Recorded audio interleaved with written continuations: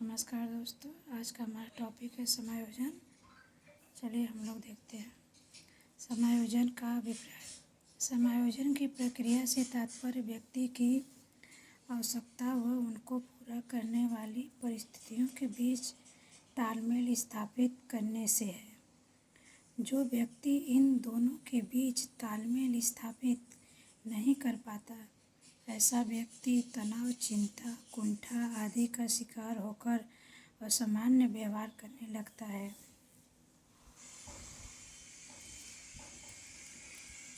इसी स्थिति को कुसुमायोजन अथवा मानसिक रोग कहते हैं। स्किनर के अनुसार समायोजन एक अधिगम प्रक्रिया है। कुछ इसमें रोग भी है। मानसिक रोग, तनाव, दुश्चिंता, दबाव, भग्नाशय या कुंठा, द्वंद्व या संघर्ष। जब व्यक्ति समय, परिस्थिति व आवश्यकता के अनुसार कार्य नहीं कर पाता है तथा असफल हो जाता है तो वह तनाव का शिकार होता है। दूसरा है दुश्चिंता। जब अचेतन मन का दबित इच्छा चेतन मन में आने का प्रयास करती है या आ जाती है तो व्यक्ति दुश्चिंता का शिकार हो जाता है।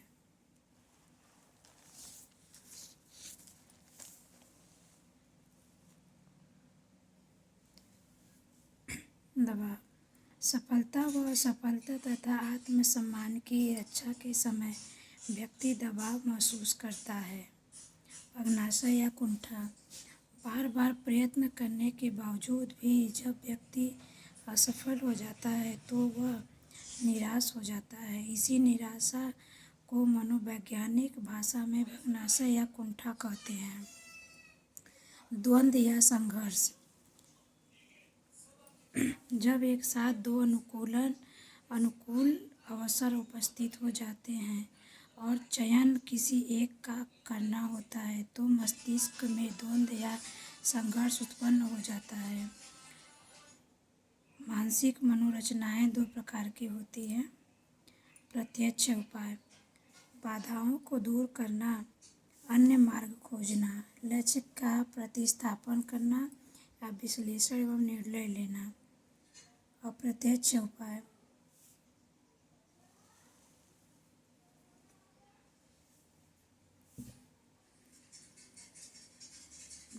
दमन शब्द का सर्वप्रथम प्रयोग सिगमंड फ्रायड कटु अनुभूतियाँ, दुखद बातें, अतिरिक्त इच्छा आदि को बलपूर्वक भुला देना दमन कहलाता है।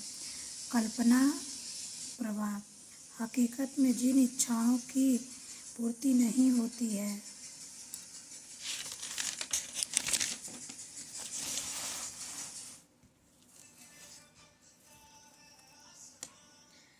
कल्पना के माध्यम से पूर्ण करके क्षणिक आनंद या संतुष्टि प्राप्त कर लेना दिवा स्वप्न कहलाता है। दिवा स्वप्न की अधिकता अपराधी बना सकती है। दिवा स्वप्न की अधिकता किशोरावस्था में होती है। प्रक्षेपण, अपने असफलता का दोष किसी पर भी लगाकर अपने आप को संतुष्ट कर लेना। उदाहरण इसका, परीक्षा में असफल व्यक्ति किसी और पर अपनी असफलता का कारण बताए उसे प्रक्षेपण कहते हैं। औचित्य स्थापन, किसी भी कारण से कोई पद या वस्तु प्राप्त नहीं होती, उसी पद या वस्तु में दोष निकालकर अपने आप को संतुष्ट करना, यही औचित्य स्थापन है।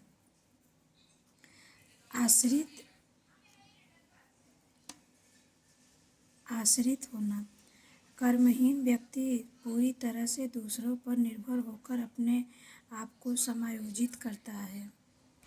प्रतिगमन, जो वर्तमान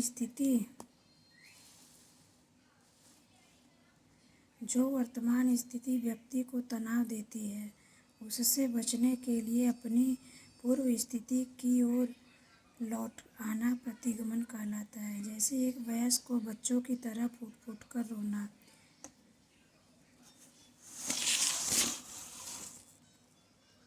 शोधन या शुद्धिकरण, सामाजिक प्रवृत्ति कर समायोजन स्थापित करना ही शोधन है। क्षतिपूर्ति उपाय। जिस क्षेत्र में व्यक्ति कमजोर है उसकी क्षतिपूर्ति किसी अन्य क्षेत्र या साधन के माध्यम से कर अपने आप को समायोजित करता है। उदाहरण, विकलांग बालक कक्षा में प्रथम आकर अपने आप को समायोजित करना। प्रत्यक्ष आक्रामक उपाय। जो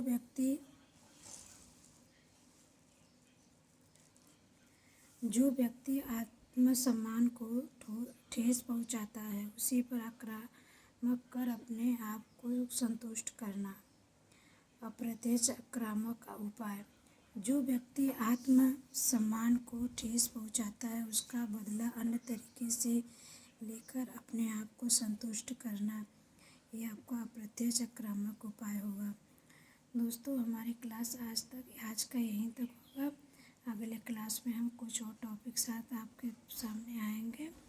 चलिए हम लोग आज यहीं तक देखते हैं। दोस्तों, मेरे पास अभी इतनी सुविधा नहीं है जो कि मैं और अच्छे से आपके लिए क्लास लेकर आ सकूं। मैं नोट्स बनाती हूँ, उसके बाद मैं आपको क्लास दे रही हूँ। अभी इतनी सुविधा मेरे पास नहीं है। तो दोस्तों, अगर हमारी क्लास आपको पसंद आए तो इसे लाइक और सब्सक्राइब जरूर करिएगा।